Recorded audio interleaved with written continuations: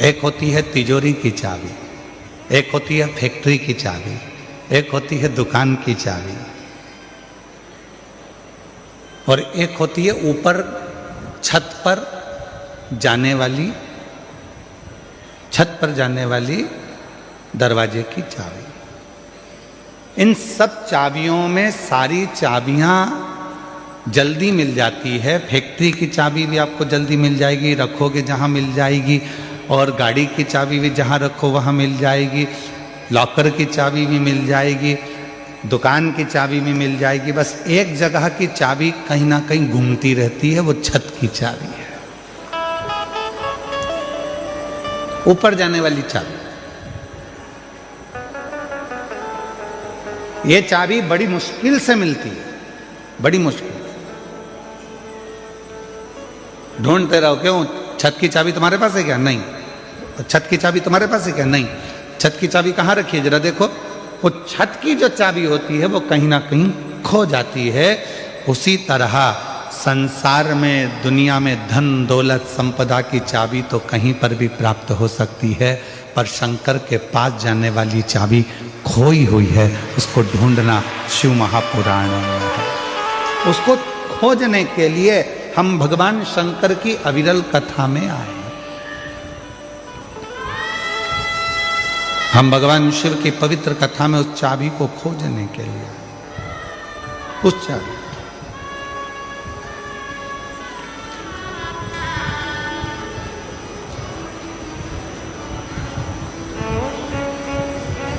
और चाबी खो गई तो ढूंढना पड़ेगा, और अगर नहीं ढूंढ पाए तो फिर ताला तोड़ना पड़ेगा या फिर चाबी वाले को बुलाकर लगवाना पड़ेगा।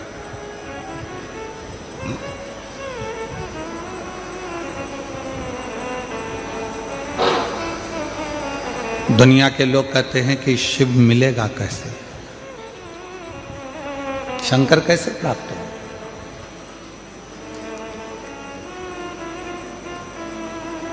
शिव को प्राप्त करना कोई कठिन विषय नहीं है। एक लोटा जल लेकर जब आप अपने घर से भगवान शंकर के मंदिर की ओर जाएंगे, हृदय में शिव शिव श्री शिवाय नमस्तुभ्यम उच्चारण करते करते करते करते जब शंकर के भगवान के नजदीक में जाएंगे तो शिव कुछ ना कुछ आपको दिया होगा। इसलिए शंकर भगवान आपको अपनी ओर खींच लेंगे, अपनी ओर। हर कोई सा पाना और हर कोई सा नट हर जगह पे फिट नहीं होता है। नट जानते हो? अरे बोलो तो जम के। पाना जानते हो? गाड़ी में वो नट को कसने वाला। हर कोई सा पाना और हर कोई सा नट हर जगह पर फिट नहीं होता है। जो नट जिस स्क्रू के लिए बना हुआ है वो उसी में फिट होता है। उसी तरह संसार सागर में पूरी मृत्यु लोक में जितने भी लोग रहते हैं उसमें से कुछ लोग ऐसे हैं जो शंकर भगवान को भजते हैं। तो समझ लेना कि तुम वो नट हो जो शंकर नटराज में ही फिट हो सकते हो, दुनिया में कहीं फिट नहीं हो सकते।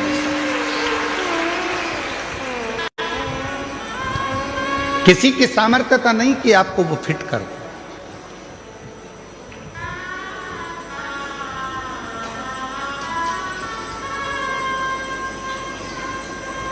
किसी की सामर्थ्यता। एक बड़ा सुंदर प्रसंग आता है भगवान शंकर की परम भगत हनुमान जी महाराज की माता मां अंजना जी। शिव जी की परम भगत थी माता अंजना। संतान का सुख नहीं था माता अंजना के, संतान प्राप्ति नहीं थी माता अंजना के। जब माता अंजना के यहाँ पर औलाद नहीं थी, संतान नहीं थी, तो बड़ी हताश रहती थी। राजा केसरी ने यज्ञ करवाया तो भी माता अंजना के घर में संतान नहीं हुई। बड़े बड़े अनुष्ठान करवाए राजा केसरी ने, फिर भी माता अंजना के गर्भ से औलाद नहीं हुई।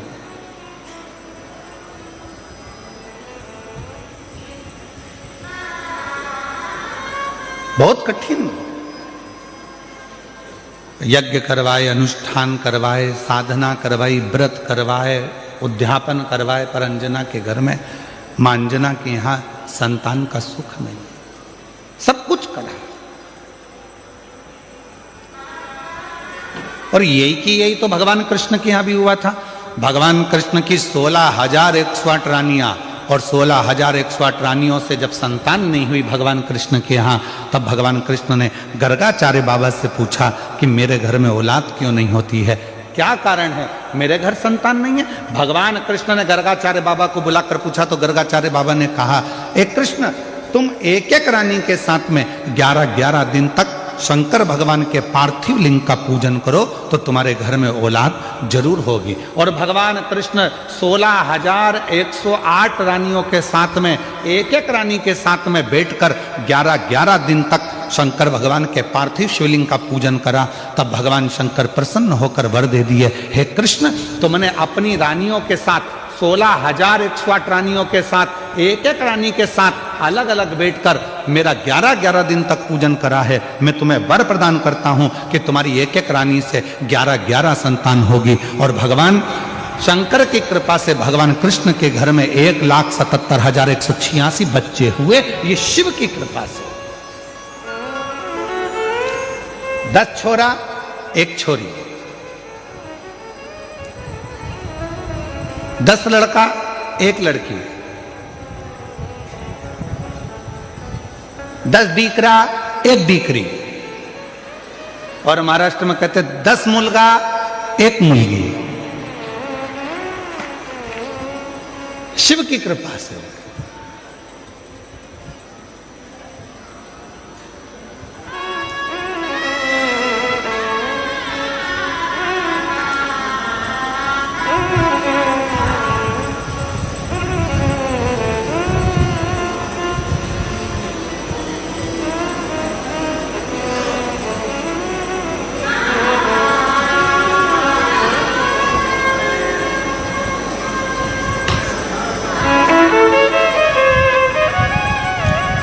आज हम जब जहाँ ठहरे हुए हैं, तो हम जिस जगह पे ठहरे हैं उसके सामने वाली बिल्डिंग में से आज कोई हाथ हिलाकर पूछ रहा था, केम छो?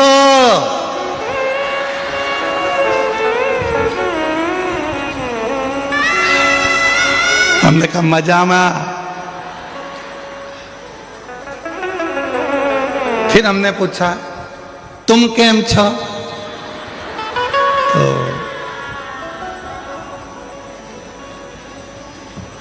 वो बोला, नीचे वाले तुमसे मिलने नहीं दे रहे, तो क्या केम छो, मिलने भी तो दे।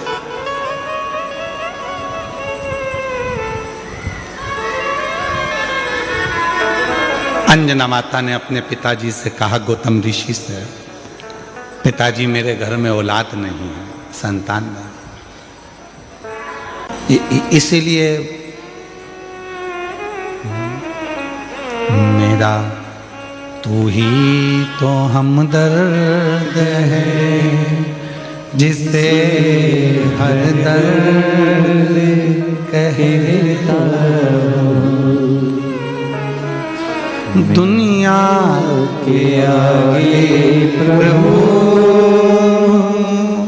चुपचाप मेरे दुनिया के आगे प्रभु चुपचाप मेरे मेरा तू ही तो हमदर्द है, जिसे हर दर्द कहता हूँ। मेरा तू ही तो हमदर्द है, जिसे हर दर्द कहता हूँ। आया नजर ना कोई भी अपना, जब मुझको दरकार थी, जब मुझको दरकार थी, तब मेरे पथ का जीवन के रथ का तू ही बना सारथी, तू ही बना सारथी। भोले ने करी है कदम पे ये मेहरबानियाँ, मेरा तू ही तो हमदर्द है, जिसे हर दर्द कहता हूँ। मेरा तू ही तो हमदर्द है, जिसे हर दर्द कहता हूँ। किससे कहें? ब्रह्मा ब्रह्म लोक में रह रहे हैं, भगवान विष्णु वैकुंठ लोक में रह रहे हैं, इंद्र इंद्र लोक में रह रहे हैं, गरुण गरुण लोक में रह रहे हैं, वरुण वरुण लोक में रह रहे हैं। सब अपने अपने लोक में निवास कर रहे हैं। केवल एक 33 कोटि देवता में केवल एक देवता है, वो देव अधिदेव महादेव है, जो इस पृथ्वी पर रहता है। और उससे जो कहा जाता है वो दिल से सुनकर हमारी झोली खुशियों से भर दे। एक देव, और वह देव अधिदेव महादेव। बोल बम का नारा है, सारी समस्या का हल श्री शिवाय। केवल एक देव है, और वह देव अधिदेव महादेव है, जो पृथ्वी पर रहते हैं, मृत्यु लोक में रहते हैं।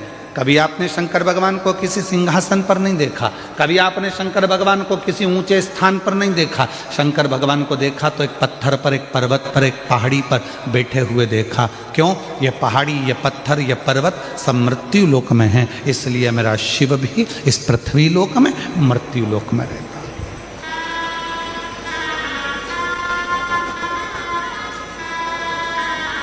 और उसको पाना सरल है, उसको पाना कठिन नहीं है।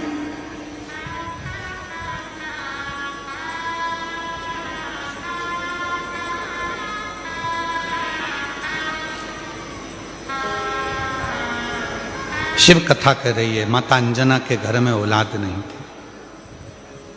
गौतम बाबा ने उनको समझा दिया कि शिव की आराधना कैसे करना है। उन्होंने शंकर की आराधना करना प्रारंभ कर दिया। कोई साधारण भक्ति माता अंजना ने नहीं करी, शिव जी से लगन लगाकर बैठ गई। शंकर भगवान से अब केवल संतान नहीं, शंकर भगवान को तो अब ये विचार कर कर बैठी है कि मेरे घर में अगर औलाद हो तो शिव ही मेरे घर में संतान के रूप में जन्म। इतनी श्रेष्ठ भक्ति माता अंजना ने कर ली, इतनी प्रखर भक्ति माता अंजना ने कर ली। और मेरी कई जीजियां कहती हैं, एक पत्र है उसमें उन्होंने लिखा,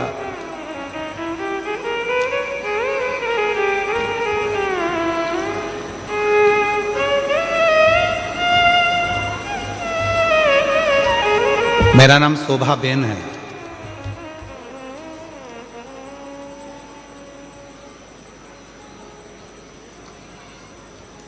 मैं सूरत से हूं। गुरुदेव कहीं बैठी हूं सूरत से, शोभा बेन। शादी के 27 साल निकल गए थे, पर औलाद का सुख नहीं हुआ। 27 वर्ष शादी के निकल गए।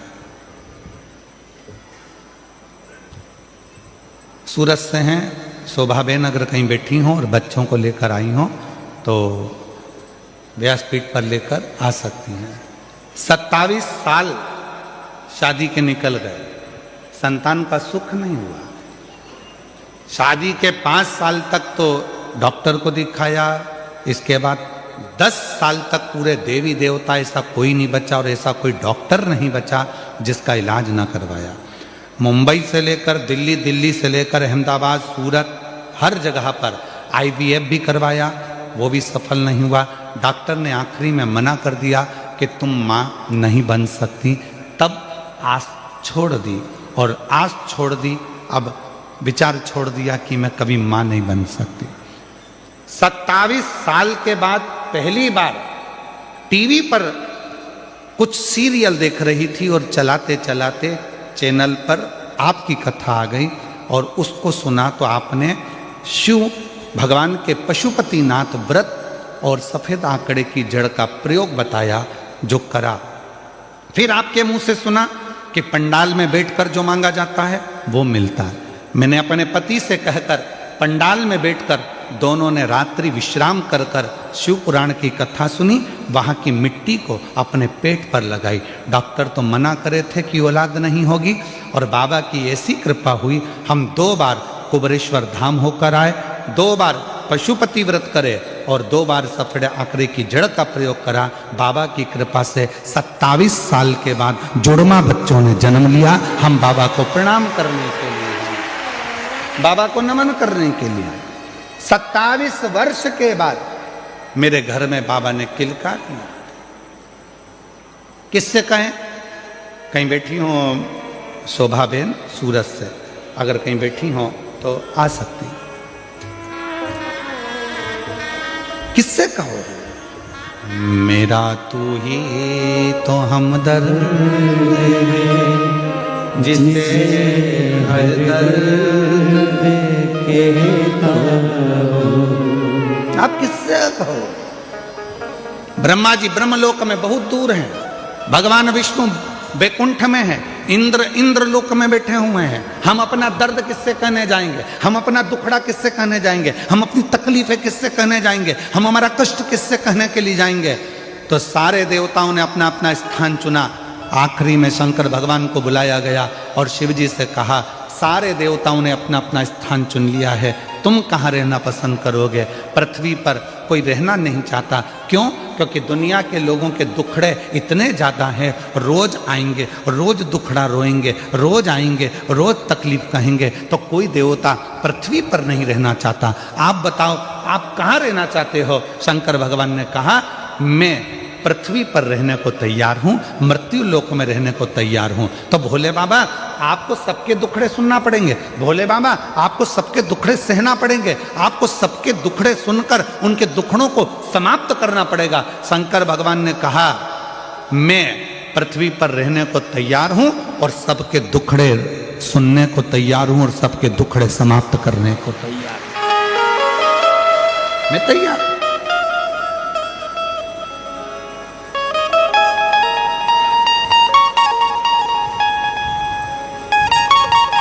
कोई तकलीफ नहीं मुझे। तो सारे देवताओं ने भगवान शंकर भगवान से कहा, भोले बाबा स्कंद पुराण का ये चरित्र कथा है। सारे देवताओं ने एकाग्रित होकर भगवान शिव जी से कहा, आज हम सारे देवता वचन देते हैं कि दुनिया का व्यक्ति, मृत्यु लोक में रहने वाला यदि मनुष्य, संसार सागर में रहने वाला यदि मानव भूलवश भी शंकर भगवान की भक्ति कर लेगा तो उसका सारा दुखड़ा हम 33 कोटि देवता शिव जी के साथ मिलकर समाप्त कर दें। शिव की अविरल भक्ति का वो बल है।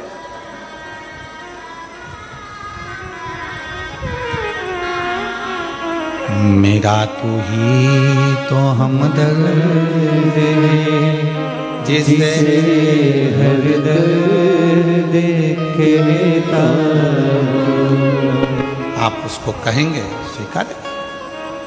माता अंजना का चरित्र कहता है,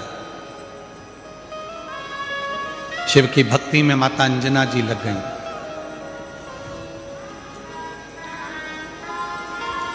ऐसी मेरी माता अंजना ने भगवान शंकर की अविरल भक्ति करी, ऐसी भक्ति करी, परीक्षा ली। शंकर भगवान ने पार्वती जी को भेजा, भोलेनाथ जी ने जाकर कहो अंजना को कि क्या चाहिए, क्यों इतनी कड़क भक्ति कर रही हो, किस लिए? अंजना देवी के पास में पार्वती जी पहुंची और कहा, क्या चाहिए? अंजना ने कहा, मुझे संतान चाहिए। संतान? हाँ। कैसी संतान? तो कहा, जिस शंकर भगवान की मैंने पूजन करी है वही शिव मेरे पुत्र के रूप में जन्म ले, बस ऐसी ही मेरी कामना है, ऐसी ही मेरी कामना है, और कुछ।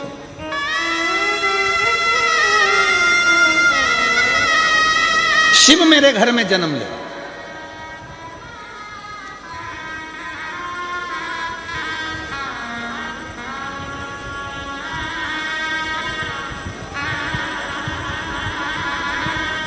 पार्वती जी ने शिव जी से कहा अंजना माता चाहती हैं आप उनके घर में जन्म ले लो।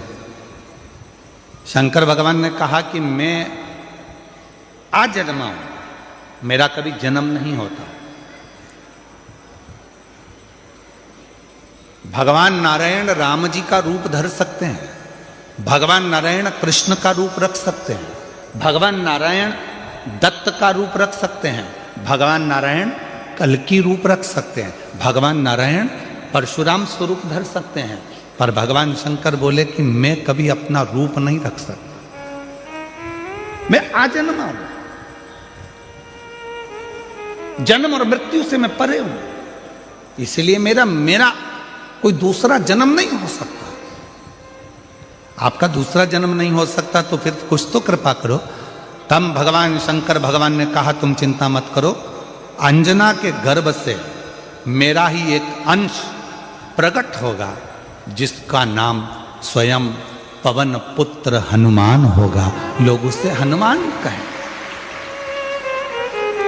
तुम क्यों चिंता करते हो? ठीक है प्रभु।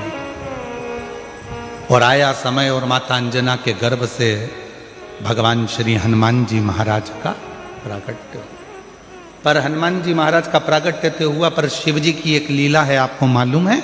देवता देते हैं पल्ला झाड़ कर और मेरा महादेव देता है छप्पर फाड़ कर। अभी तक अंजना माता के गर्भ से एक भी औलाद नहीं थी, पर भगवान शिव ने कृपा कर दी तो अंजना जी के गर्भ से भी 6 बच्चों ने जन्म लिया। आप लोग कथा में श्रवण करे हैं पूर्व में, हनुमान गतिमान रतिमान मतिमान व्रतिमान, ऐसे हनुमान जी के कई भाई हुए, कई भाई हनुमान जी के हुए। और हमने पहले भी कहा है जिसकी फैक्ट्री ना चलती हो, बहुत दुकान ना चलती हो, तो हनुमान जी के पाँव का थोड़ा सा सिंदूर लेकर यदि उस सिंदूर को किसी भी फैक्ट्री या दुकान में हनुमान जी के छोटे भाई गतिमान के नाम से अगर एक बिंदी भी सिंदूर की रख दी जाती है तो वो दुकान और फैक्ट्री भी झड़के से चलना प्रारंभ हो जाती है। गतिमान हनुमान जी के छोटे भाई, एक हनुमान जी के छोटे भाई हैं मतिमान। जब व्यक्ति डिप्रेशन में जाता है,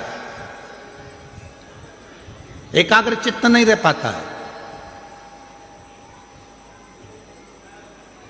पढ़ने बैठता है पर एकदम मन नहीं लग पाता है, तो मतिमान का स्मरण किया जाता है, हनुमान जी के 3 नंबर के भाई का मतिमान।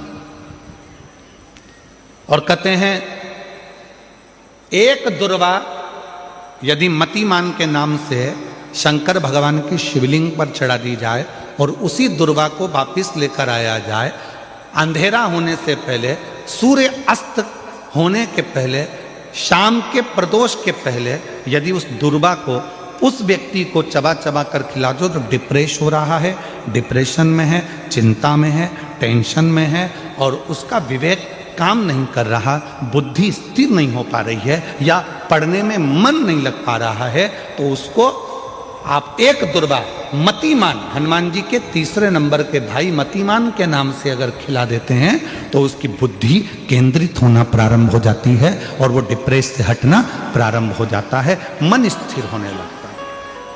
मतिमान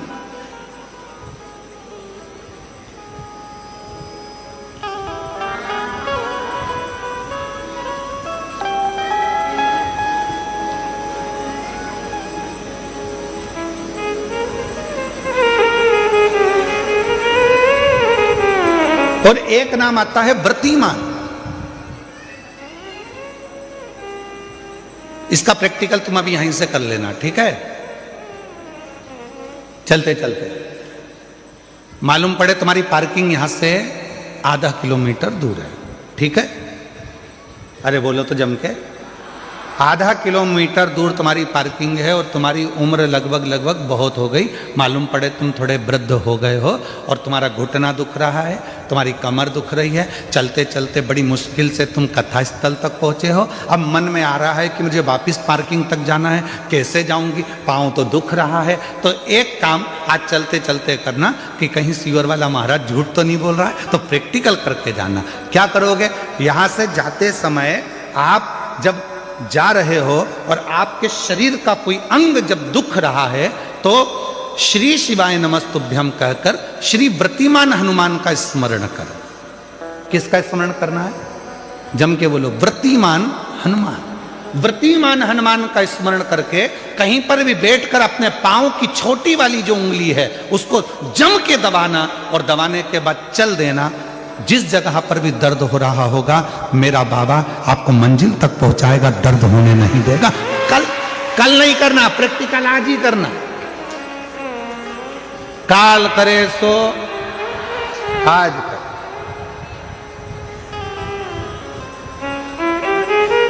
व्रतिमान आज करेंगे गुरुजी, 3 महीने में फर्क दिखेगा। तुम तो आज की आज का बताओ ना कि आज की आज में फल कैसे मिले। तुम बिल्कुल तैयारी में बैठो। जाते जाते व्रतिमान हनुमान भगवान श्री शिवाय नमस्तुभ्यम का स्मरण कर कर एक ऊर्जा के साथ, ताजगी के साथ चलते जाओ।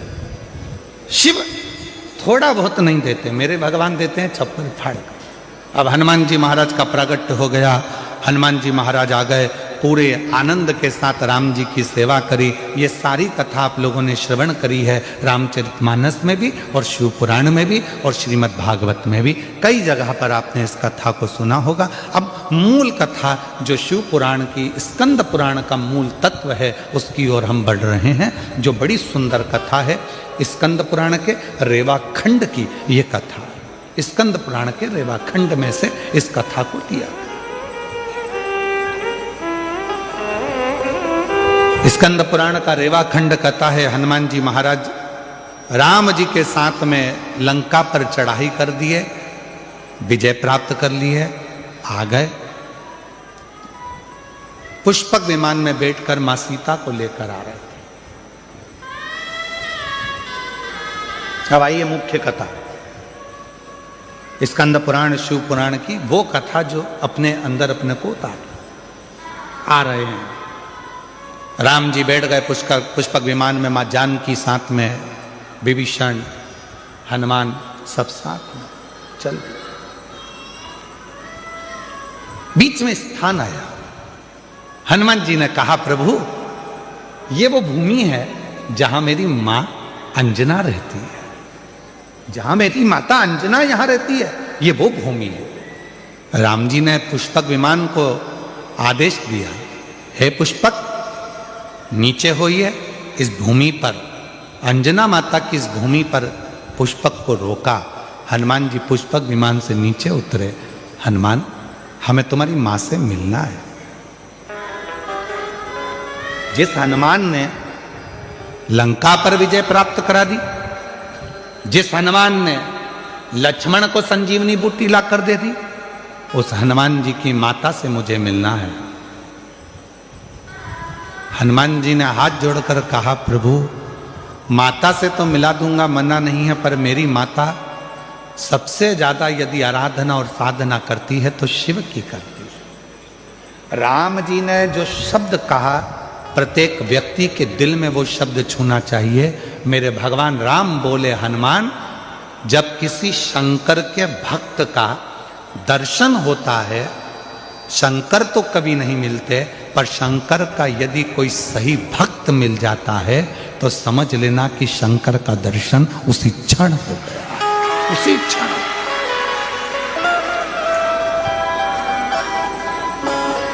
उसी क्षण शिव का दर्शन उसी पल हो गया, शंकर भगवान का दर्शन उसी पल हो गया। यदि कोई शंकर भगवान के भक्त का दर्शन कर लेता है, शिव भक्त का दर्शन कर लेता है, तो समझ लो कि शंकर भगवान का भक्त का दर्शन शिव का दर्शन। आप कौन है? क्यों लोग कहते हैं कि शिव महापुराण के कथा के पंडाल में जाकर बैठो और आपकी मनोकामना पूर्ण हो जाती है?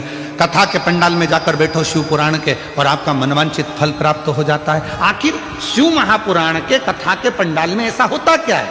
उसका एक कारण है, इतने सारे शिव भक्त जिनको किसी ने गाड़ी नहीं भेजी, जिनको किसी ने टिकट का पैसा नहीं दिया, जिनको किसी ने बहुत सारे अच्छी जगह नहीं दी गई कि तुम यहाँ आराम से बैठना, यहाँ आराम से खाना, आराम से रहना, ऐसा नहीं। शंकर का भक्त अपने झोले में 2 पानी की बोतल, एक बिछाने की दरी, एक ओढ़ने का कंबल और अपना खाने का सामान साथ लेकर आता है, छाता साथ में लाता है और जहाँ मौका मिल जाए वहाँ बैठकर कथा सुनता है। अर्थात बिना लोभ, बिना लालच, बिना किसी व्यापार या व्यवसाय के वो शिव को समर्पित होकर आया है, शंकर का होकर आया है। इसलिए ऐसे भक्त का जब दर्शन होता है तो हमारी मनोकामना अपने आप पूरी होना प्रारंभ हो जाती है, पूरी हो।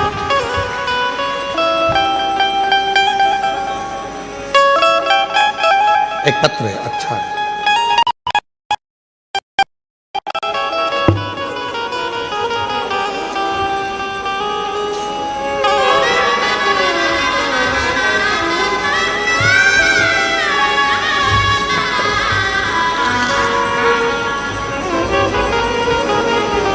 मेरा नाम मंगलाबेन पांडुरंग चौधरी है। मैं डिंडोली सूरत में रहने वाली हूँ। कहीं बैठी हो तो हाथ हिला सकते।